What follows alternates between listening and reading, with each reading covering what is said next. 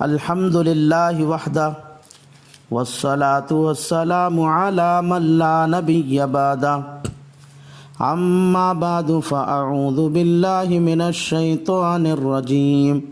بسم اللہ الرحمن الرحیم شہر رمضان الذی انزل فیہ القرآن هدى للناس وبينات من الهدى والفرقان صدق الله مولانا العظيم وصدق رسوله النبي الكريم ونحن على ذلك من الشاهدين ومن الشاكرين۔ معزز سامعین، رمضان المبارک کا مہینہ چل رہا ہے۔ اگر ہم غور کریں گے تو معلوم ہوگا کہ کچھ لوگ ہمارے رشتہ دار، دوست و احباب اور جانے پہچانے لوگوں میں ایسے تھے جو گزشتہ سال ہمارے ساتھ مل کر روزہ رکھا، تراویح پڑھی، لیکن اس سال رمضان المبارک کا مہینہ آنے سے پہلے ہی ان کی موت ہو گئی اور وہ اللہ کو پیارے ہو گئے۔ اس لیے وہ رمضان المبارک کے مہینے میں ہمارے ساتھ نہ رہے، لیکن اللہ نے ہم پر بڑی مہربانی فرمائی، زندہ رکھا، صحت عطا کی، رمضان المبارک کا مہینہ پانا نصیب فرمایا۔ اس سال ہم رمضان کے مہینے میں زندہ ہیں، لیکن کیا بھروسہ کہ ہم آئندہ رمضان تک حیات رہیں گے اور رمضان کو پائیں گے۔ ہو سکتا ہے کہ رمضان کے آنے سے پہلے ہی ہماری روزی روٹی ختم ہو جائے، سانس کی گھڑیاں مکمل ہو جائے اور ہم کو اس دنیا سے کوچ کرنا پڑے، پھر نہ ہم رمضان تک زندہ رہ سکیں گے اور نہ رمضان کو پا سکیں گے۔ اس لیے اللہ نے ہم کو جو رمضان المبارک کا مہینہ دیا ہے اس کو غنیمت جانیں اور عبادت، نماز، روزہ، تراویح، توبہ استغفار کر کے اللہ کو راضی کر لے اور رمضان المبارک کے اس مہینے کو قیمتی بنائے۔ انسان کا مزاج ہے کہ آدمی اسی چیز کی قدر کرتا ہے جس کی اہمیت دل میں ہوتی ہے۔ رمضان المبارک کی اہمیت اپنے اندر پیدا کرنے کے لیے رمضان المبارک کے مہینے کے فضائل مستند کتابوں کا مطالعہ کر کے معلوم کریں یا بزرگوں اور اہل حق علماء کی مجالس میں جا کر براہ راست ان سے استفادہ کریں۔ اگر اس کا موقع نہ ہو تو معتبر علماء کے بیانات رمضان کے فضائل کے عنوانات سے سننے کا اہتمام کریں، چونکہ رمضان المبارک کے فضائل سننے سے رمضان المبارک کی اہمیت دل میں پیدا ہوتی ہے اور روزہ، تراویح وغیرہ اعمال کے فضائل سننے سے آدمی کے اندر روزہ، تراویح کا اہتمام کرنے کا جذبہ پیدا ہوتا ہے۔ اس لیے قرآن حدیث کی روشنی میں رمضان اور اعمال رمضان کے فضائل آسان اور سلیس زبان میں بیان کیے جاتے ہیں تاکہ سننے والے ہر مسلمان مرد عورت کے دل میں رمضان المبارک کی اہمیت پیدا ہو اور رمضان المبارک میں نماز، روزہ، تراویح، توبہ استغفار کر کے اللہ کو راضی کرنے کا شوق پیدا ہو۔ چنانچہ روایتوں سے معلوم ہوتا ہے کہ رسول اللہ صلی اللہ علیہ وسلم رمضان المبارک کو پانے کی دعا رجب سے کرتے تھے۔ چنانچہ جب رجب کا چاند نظر آتا تو حضور صلی اللہ علیہ وسلم اپنی دعاؤں میں یوں کہا کرتے تھے: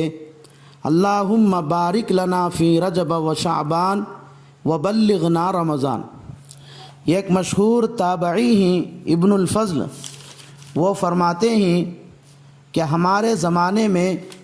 رمضان المبارک کے مہینے کو پانے کا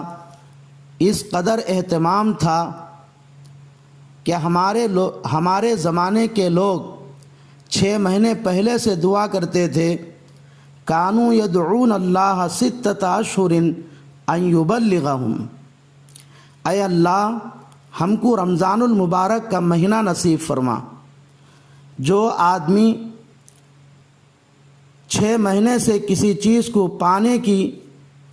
دعا کر کے پائے، اندازہ لگائیے وہ اس کی کس قدر اہتمام کرے گا۔ چنانچہ رمضان المبارک کو عبادت میں گزار کر جب رمضان ختم ہو جاتا تو رمضان المبارک کی عبادتوں کو قبول کرانے کے لیے 6 مہینے تک یہ دعا کرتے تھے، ثم یدعونہ 6 اشہر ان یتقبلہم، اے اللہ ہم نے رمضان المبارک کے مہینے میں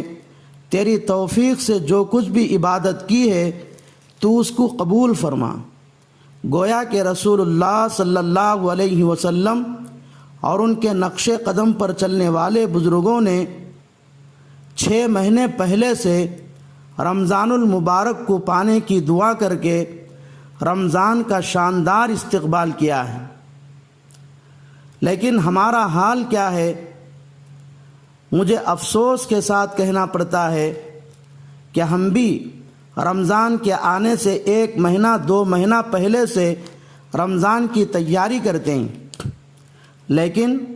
ہم رمضان کی تیاری کیسے کرتے ہیں؟ کپڑے کی دکان والا سمجھتا ہے کہ کپڑوں کے کاروبار کے لیے رمضان آیا ہے، ٹیلر سمجھتا ہے کہ میرا سیزن ہے، اب تو 2 کاریگر مزید بڑھانا ہے اور مشینوں کی مرمت کرا کے بالکل تیار رکھنا ہے۔ جوتے کی دکان والا سمجھتا ہے کہ رمضان آ رہا ہے، نیا اسٹاک لاؤں گا تو زیادہ کماؤں گا۔ کھجور والا سمجھتا ہے کھجور تو رمضان کا خاصہ ہے، کسی کا افطار کھجور کے بغیر ہو ہی نہیں سکتا، 2-4 نئے آئٹم لاؤں گا تاکہ بھاؤ بڑھا کر بیچ سکوں۔ فروٹ والا یہ سمجھتا ہے کہ رمضان آ رہا ہے، پورے سال میں جتنا فروٹ بکتا ہے اس سے دگنا صرف رمضان میں بکتا ہے، اس لیے فروٹ زیادہ لانے کا انتظام کرنا ہے۔ کوئی ہوٹل والا سمجھتا ہے اب تو حریص کی بھٹی لگانے اور بریانی کی مختلف ڈشیں بنانے کا زمانہ آ رہا ہے۔ عورتیں سمجھتی ہیں کہ رمضان المبارک کا مہینہ آ رہا ہے، گھر کو کلر کر دیا جائے، دروازوں اور کھڑکیوں پر نئے پردے ڈال دیے جائے، کچن میں کھانے پینے کا سامان بھر دیا جائے۔ خلاصہ یہ ہے کہ کپڑوں کا تاجر رمضان کو کپڑے بیچنے کا سیزن سمجھتا ہے، ٹیلر رمضان کو کپڑے سینے کا سیزن سمجھتا ہے، فروٹ بیچنے والا رمضان کو فروٹ بیچنے کا سیزن سمجھتا ہے، جوتے والا رمضان کو جوتے بیچنے کا سیزن سمجھتا ہے، کھجور والا رمضان کو کھجور بیچنے کا سیزن سمجھتا ہے، ہوٹل والا مزیدار ڈشیں بنانے کا مہینہ سمجھتا ہے۔ نتیجہ یہ ہوتا ہے کہ کپڑے والا رمضان میں روزہ تراویح پر کپڑوں کی تجارت کو ترجیح دیتا ہے،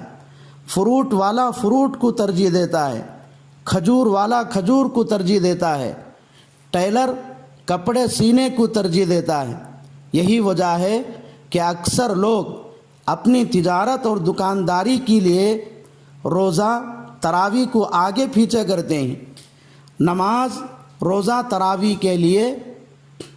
بیپار اور تجارت کو آگے پیچھے کرنے کے لیے تیار ہی نہیں ہوتے۔ اس کا صاف مطلب یہ ہے کہ آج تک ہم نے نہیں سمجھا کہ رمضان کی قدر کیا ہے، اس کا استقبال کیسے کرنا ہے۔ رمضان المبارک کا استقبال کا طریقہ وہ ہے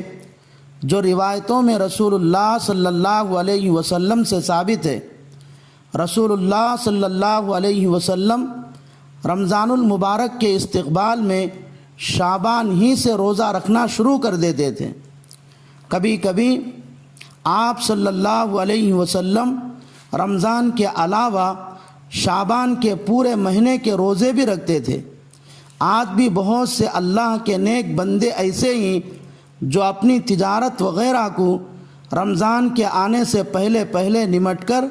رمضان المبارک کے مہینے میں یکسو کے ساتھ عبادت میں مشغول ہو جاتے ہیں۔ اللہ سے دعا ہے کہ اللہ تبارک و تعالی مجھے اور آپ کو رمضان المبارک کے مہینے کی قدر کرنے کی توفیق عطا فرمائے اور رمضان المبارک کے مہینے میں اپنے کاموں کو آگے پیچھے کر کے رمضان المبارک کے مہینے کو عبادات کے ذریعے قیمتی بنانے، توبہ استغفار کر کے اللہ کو راضی کرنے اور اللہ کو پانے